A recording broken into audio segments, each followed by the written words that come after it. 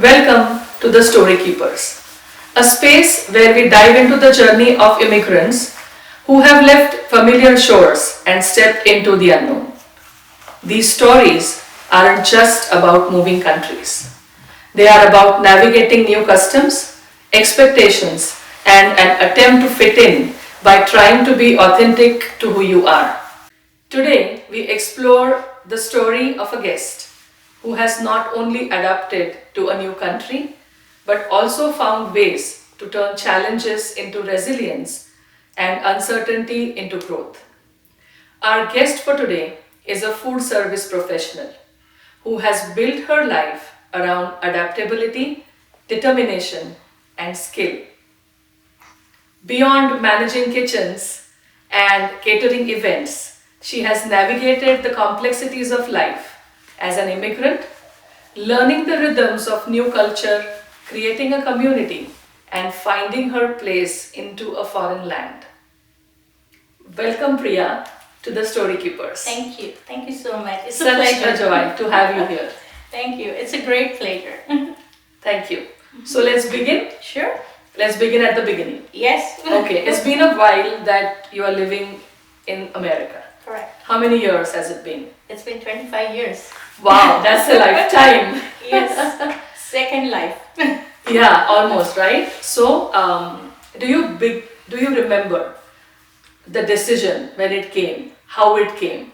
Could you just maybe tell a little story about that? Sure. So I was an actor and dancer. So I never wanted to come to US because I was going all over. I did shows in France, Canada, London, everywhere. So when we go, we used to stay for 6 months. And then I never wanted to come to USA because I knew the life.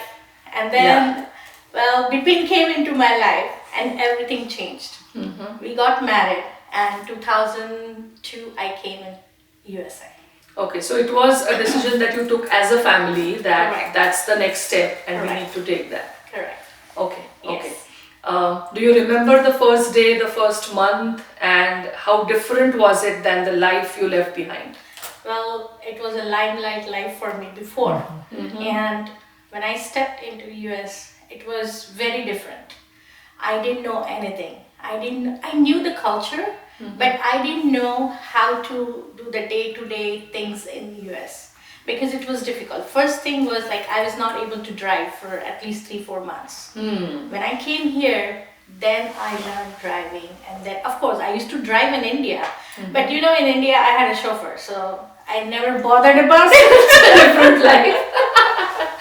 Yes, I never bothered. Then it was a reality that okay, Priya, you need to get on the wheels and drive. So that's how it started. But it was very difficult first few months. To let you know, because my husband is a cancer survivor. As soon as I came to US, we found out that he had cancer. Oh. And he had a major surgery. So that was very difficult. And I think that was the point where I decided, no, I need to step up and do the things on my own. I cannot depend on anyone. Wow. So navigating the new life, at the same time a medical challenge. Correct. What went to your mind? Like, what were your struggles, the lowest point at the time? The lowest point, I was like, I need to go back because I had my family there. Bipin's family was there. That was the biggest challenge we faced because we had to ask somebody from family to come here and stay with us so I can do a lot of things. So that was the thing that, okay, I really need to go. But at the same time, I thought that there are best opportunities for Bipin to get his treatment. And then that Certainly. motivated, and then I said, no, where you are, you have to adapt the things and move forward. Yeah. You're making it sound very easy, but I'm sure it wouldn't have been that easy for you. It was not, but I think over the period of time, I believe that if you're positive, you can do anything. So, what did you derive your strength from? Family, of course, but your core Yes. has to be very strong. Yes, Right? it was. So I believed in myself that I can do it. And I think every actor has that thing in them, or any artist, I should say artist. So they have in their thing like, okay, I can be, if this is not working, I can do this.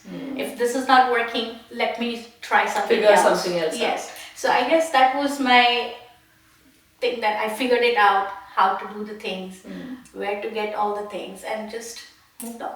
Okay, so which city did you move to from? Florida. Mumbai? Achha, Florida. Florida. Yeah. Okay. So, okay. So life in Florida, maybe for a couple of years, and then your priorities were different. Correct. You moved to a different country, and then the treatment and everything. When did the US start to feel like home? Well, after a year, I think I got used to all the things. I was able to figure it out, everything on my own.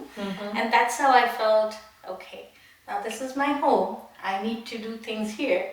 So let's do it. Okay. That's what it is. Okay. And then from Florida, your next Then city?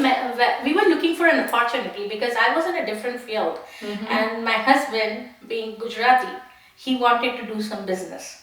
Okay. Yes. Okay. So he wanted to do some business and he asked me, Priya, what do you want to do?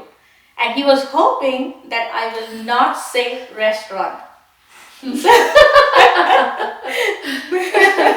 Being a dancer, he was like motivating me, Priya, you can have students here. And I did.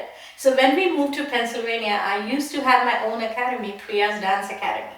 Lovely. Let's talk a little bit more about that background of yours. Okay. What is your field of study? And I know that you have been an actor, an active theatre person. What did exactly you do? You said you toured the world for your shows. So let's talk a little bit about that. So I am basically a Kathak dancer.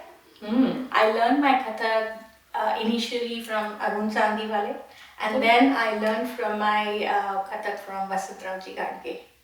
So that's how. Okay. So that time I was not motivated to give like exams or anything, but it was like, okay, let's learn. So that's how it was.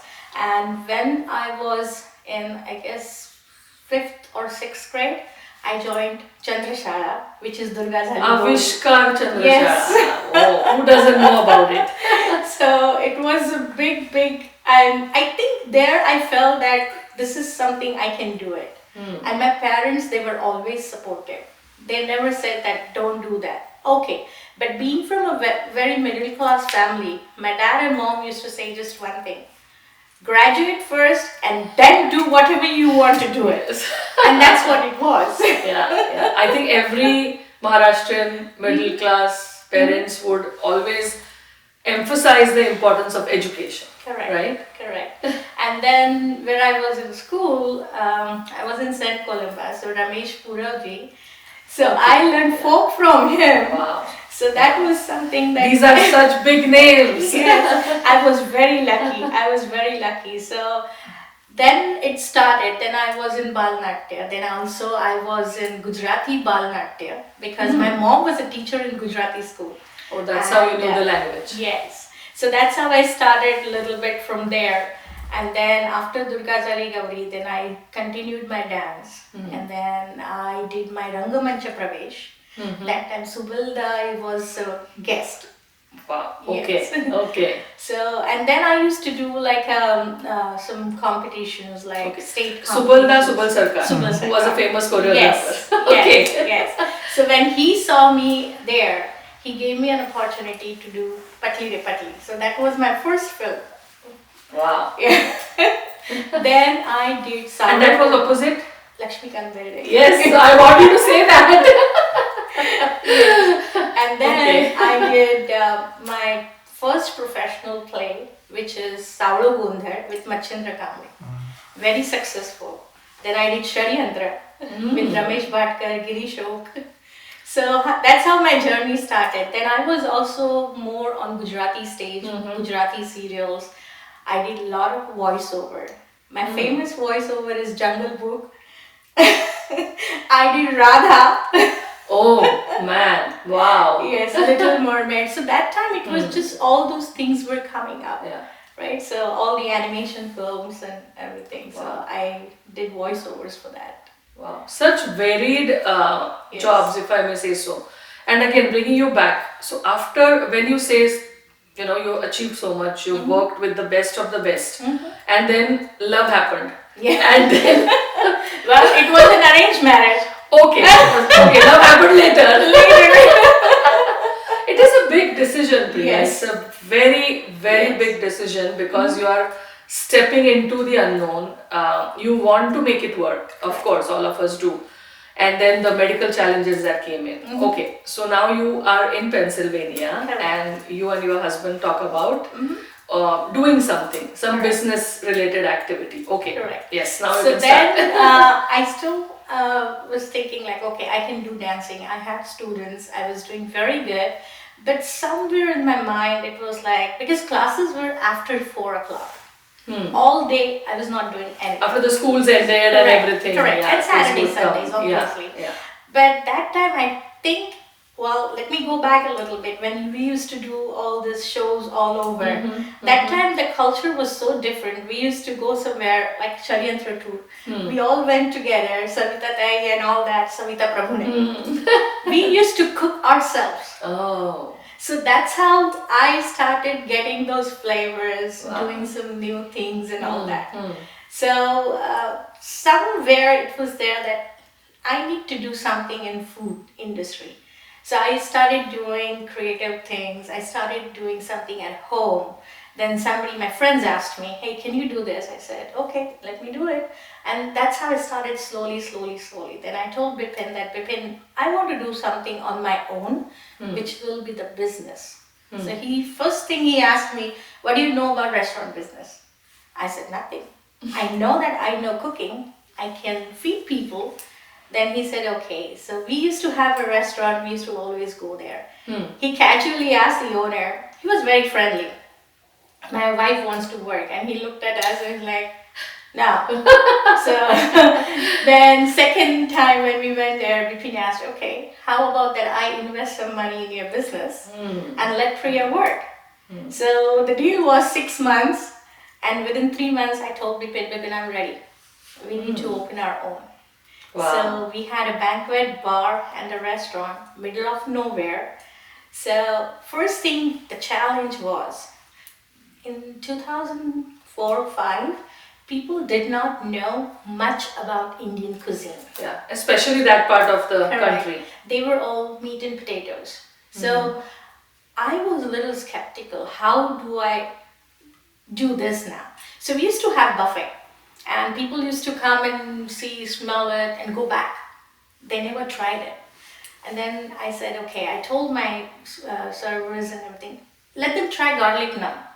Because that they can relate with the garlic knots. So, yeah, very, very similar. Correct. Yeah. And the best is butter chicken or paneer butter masala, because that's creamy, tomato.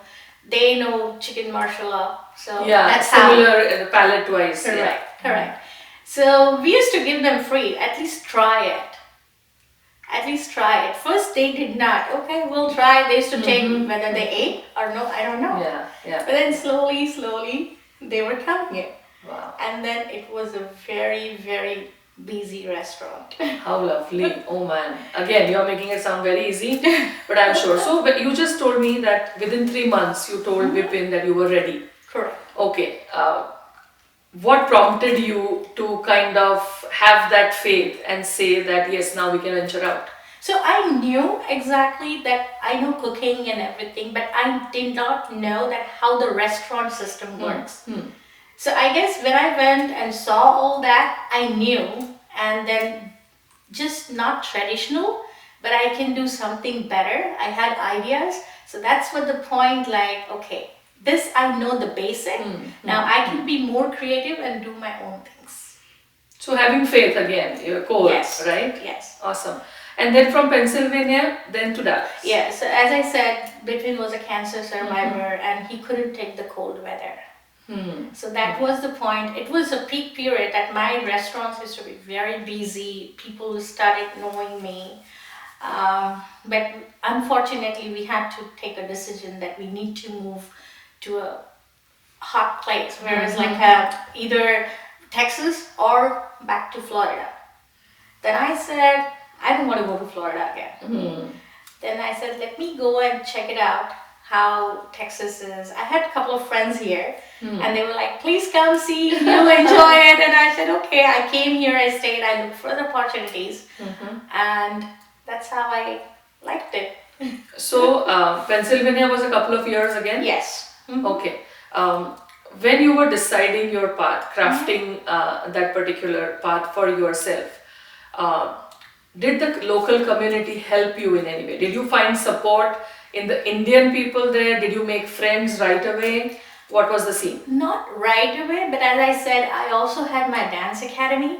So I had my students' parents coming, and they knew about my passion, what's going on. So it was a little easier for me. Okay. Because what I'm referring to is in today's day and age, we are in 2025. Correct. The year is about to end. Yes. We have WhatsApp. We have FaceTime. We have all sorts of communication channels that are open to us. It doesn't feel like we are away from home anymore. Correct. You talk to your parents, you talk to your loved ones, you talk to your friends, maybe 3 times, 4 times, 10 times a day.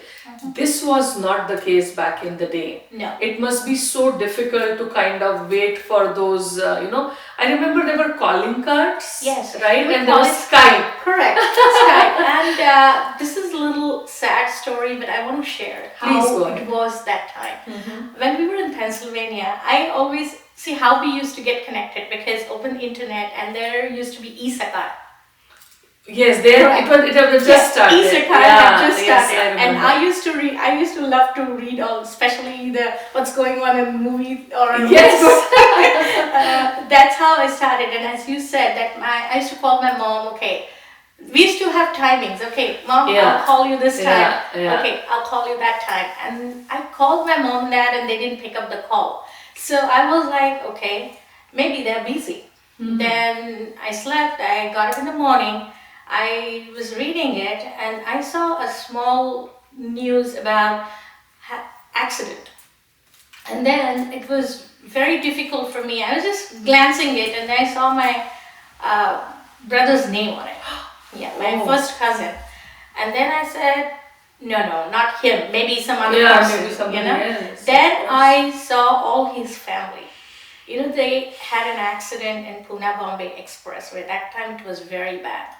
So that was the point. I was like, they all were busy, but nobody really decided to call me right away, because all 3 people were gone. Yeah, it was very sad. And I'm like, I'm reading that news in a newspaper. Yeah, like a stranger. Yeah, and I'm like, nobody told me about this. So that was very difficult. And I feel that now if something happens, like, you can just relate. All the WhatsApp messages are ting, ting, ting, ting, ting. No, even whatever happens here, I mean, somebody from home would call me, oh, is this what is going on? And I'm like, oh, let me check. Correct. That's how it is, with the information explosion and things like that. That must be so It was very, very... Then I started calling my other cousin. Then they thought maybe I knew, so I'm calling them to find out. And when I asked them, they realized that she doesn't know about this. Because it wasn't a family, it was all 3 were gone. It was very bad. Nobody even thought about it. Yeah. And that first bad news when you are here, you are on your own, you are disconnected, and that hits you hard. That was a very, very, very... you can imagine, you're reading that news, you don't know, the names are familiar, and then you know the names. And that time I felt that, where am I? But now it's very easy. If my now my mom is by herself in India. I have cameras. I can look at here right now what she's doing. It's amazing. Technology. I was just about to say, yes. Technology. But that time it was very so tough. It was so tough keeping in touch. It was so tough to, no news is good news, is what we used to believe in back in the day. Correct. That they must be okay, they must be doing fine. Okay. Correct. So coming back to the friendships, and you said that there was a couple of friends, those who were here in Dallas, and that kind of prompted you to take that decision. So how did that transition happen? You moved from Pennsylvania to Texas, and then you wanted to kind of get back to your routine. Correct. You wanted to kind of get back into the business. Correct. Share the story about that. So business was there, but we decided to leave that and It was ongoing. Okay. Yeah, so we didn't want, I mean, it was just moving from there to here, but we wanted to see the place here. So I came first and I saw everything. And there used to be a restaurant in Addison, Beltline and Court. So that restaurant, I saw that, but it was a bar and a restaurant. So I said, I don't want a bar because we already had a bar. I knew how challenges are there and everything. So I said, okay, fine. I don't want to do it. So we had a realtor and we went to a masala walk to eat and the owner was there and said, Priya, I have somebody to take care of the bar. Would you still be interested in taking my restaurant? I said, well, let me see. And by the time I went home, my husband and him had talked and Vipin said, Priya, if you like that location, we're going there. I'm like, what? I said, okay. So we bought a house first here and then we got a business. Okay. So that was pretty good and I was very happy with that. Awesome. So from one restaurant to the other. Correct. From one challenge to the other. Coming back to the how different these two towns were. Pennsylvania, the Indian population was very, very limited. Your maybe patrons were non-Indians at the time. When you came to Dallas, those things also changed. Yes. Because your consumers, your patrons changed. Correct. Did you see a difference in their habits, the way they would approach Indian food there versus here? Yes, it did. So since I started the restaurant in Pennsylvania, and after a couple of years when we were coming, there was changes there because people were more open to the palates. So they were started liking it. And here, they knew already the Indian flavors. So it was easy for me to have a restaurant, but not a regular restaurant. I wanted to do something different, which can draw people more. Because everybody gives the same menu. It's nothing different. Yeah, I mean those basic, and what they know of Indian food is chicken, basically butter chicken, they know and the North Indian or Punjabi food. Right. That's it. Right. Because that time there were very few restaurants from the South. Very few. Now we have both. Quite a few. Quite a few now. Yeah. But that time they knew only that. So that's how I introduced more different, like eggplant chaat. Oh, interesting. Sounds very interesting. So that's how I introduced that one. Then for that restaurant, my orange kulfi was very famous. So innovation in Correct. food, innovation in menu, doing constant research. Changes. Because people like changes. They don't like to eat. I mean, certain things you can eat every time. But I know people that, what's new? What's new? So it's better to have something new so more people can come and try your food. And when you are in the US running an Indian restaurant, you look at the business differently than what, if you open an Indian restaurant in Bombay today. The approach with which you work there versus approach with which you work here, Very because you have to different. cater to. Yes. Yeah, so can you talk a little bit about So that? it's a very different. First of all, the basic difference is the labor. Over there, if you have to have an elaborate menu, many changes, you get everything easily. It's not like that here. We have to have certain things. Okay, these are the things and these are the limited choices. You have to create something. So it's like a master chef competition kind of Yeah, thing. you're given 20 things and this is it. This is it. So that's how you have to be creative and bring something new. But at the same time, people are still relating food from India to here. So those flavors we need to keep same. They still need that authenticity. Correct. Like I say, people eat a lot of appetizers, they will eat tacos, everything. But at the end of the night, they need either dal rice or dal khichdi. That's the comfort food for them. So we need to have that as well. So that's how I was thinking, okay, we have this traditional food, but we need to be more innovative and get something new. And I think Dallas was easy for me Because That was my next question. Yes, so it was easy because people were adopting those palettes easily. So it was an easy transaction, I should say. Okay, so procuring the raw material back in the day when you started in Pennsylvania versus how you do things now, has it improved? If yes, in what ways? Yes, it does, because there are there were very few vendors back then. And now we have a lot of competition, lot of vendors. I can get anything what I want from India. I can get anything what I from Mexico. That was very easy. If not, I can get something alternate. Okay, so there are more options now. Correct. Okay, and the price-wise things have... It's definitely changed. Labor, food cost, everything has gone up. But obviously we have to keep our targets and P&L in such a way that of course you have to be... Of course. And a lot of rules with respect to food handling, Yes. getting all those inspections done, keeping your certificate up to date. Yes. Any experience that you So want I to share? think that should be very easy, because where you are, what are the rules and regulations, you follow it, and then it's easy. I think there is no problem with that, I guess. If you're following the cleanliness, if you're following what are the rules and regulations, then it's easy. That's what I feel. Okay, okay. Next question would be with respect to the kind of food you're serving in your restaurant SAWAII. So from North Indian to South Indian to Maharashtrian. Yes. Why that choice? Well, being a Maharashtrian, I always wanted our food to be promoted. As we talked before, that there's only Punjabi food. Yeah. People need to know different food, and now they know the South Indian food and the Punjabi food. That's it. Yeah. But they need to know what are good things, and they are not like very rich, very heavy, but still they're very flavorful and very healthy too. Yeah. So I remember coming to a restaurant once to eat. I think Sankashti ka Ekadashi or something. I did everything. Upas. Thali, everything. I'm like, oh my god, that was something. Yes. It calls to your the core being, right? Yeah. Awesome. And I think the best thing happened when I used to have my restaurant, and then I used to do once a month only Maharashtrian thali. People were crazy about it. I used to have lines. Unfortunately, during COVID time, I stopped it. But before that, I did it.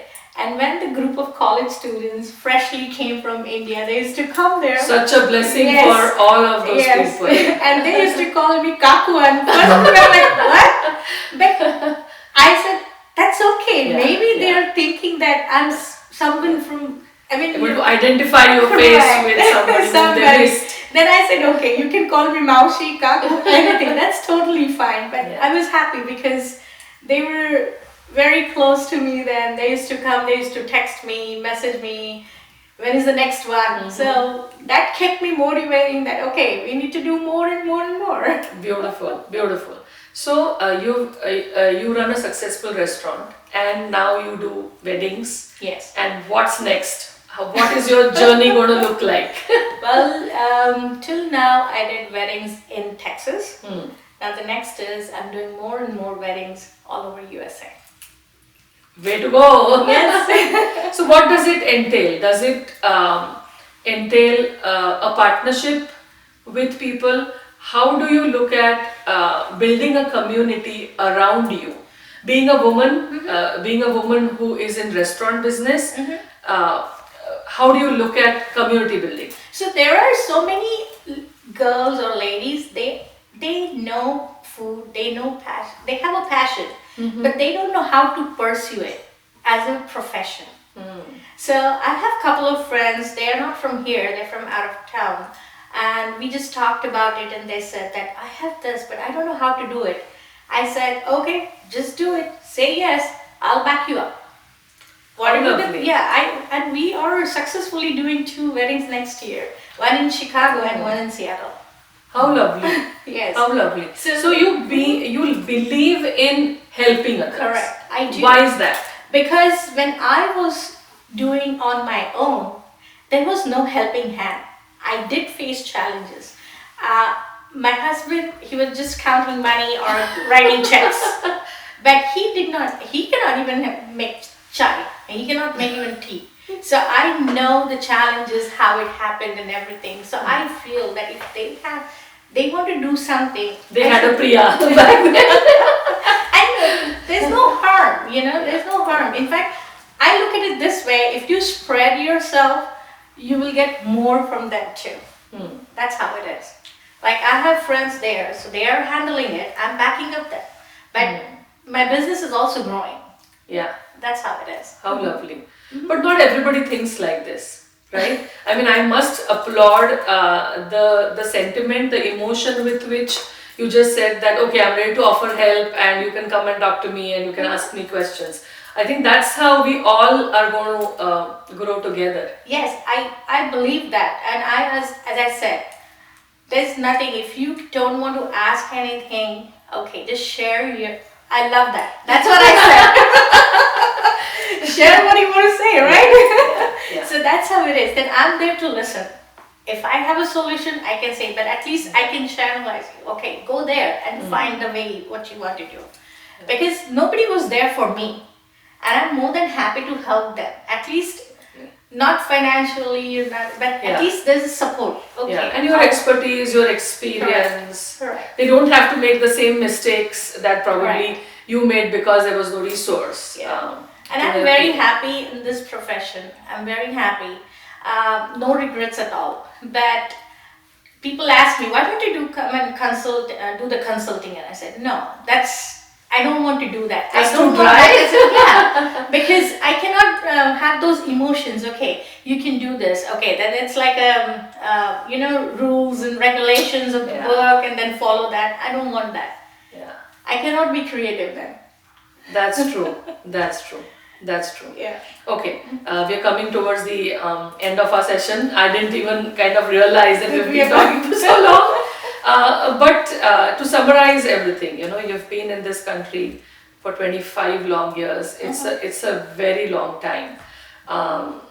Would you do it all over again? If knowing what you know now about this country, about what one has to go through, would you move again?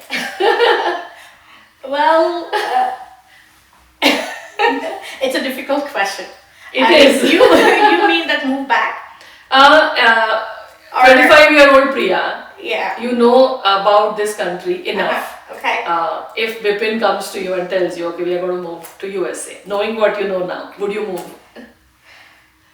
Would you be still ready to take the plunge? Well, I will, because I like challenges. Okay. So I'm still ready to accept the challenges and move on. How lovely. How lovely. And you already said that there are no regrets. There are only lessons in life. No. Right? Yeah. Yeah, as all my actors, you know that all my friends, they come here, they have Oh my yes, food. I've seen that. Yes, and I've then seen they are like, okay, and I feel that, hey, I want to come back to the industry. And they said, Yeah. no, don't come back. When we come here, who's going to feed me? I'm like, what? And you still keep going back to your passion, that is Yes. acting and dancing. Yes. You're trying to, of course, feed people, feed the actors and the directors who come here. You did a short film, and any plans about, Well, continuing with that? I have couple of things in pipeline, but Awesome. we'll see how it goes, 2026. Awesome. But that's something which I can do anytime. That's true. That's true. How lovely. We wish you all the best for all the plans that you have for your restaurant and for yourself. Thank you so much for coming here and sharing your story. It's very, very important when a person like you is ready to offer a helping hand and, build somebody. That's such an amazing feeling. Thanks a lot, Priya, for coming here. Thank you so much for having me here, and it was Of course. fun to talk about everything, and first of all, being in the limelight again. I love it. Thank you so Thank much. you for giving me an opportunity. No problem. Thank We you. are glad to have you. Thank you. This was the Storykeepers. I hope after listening to Priya's story, at least somebody is going to be very, very inspired and going to follow her footsteps probably. Thank you so much. See you on the other side. Bye-bye.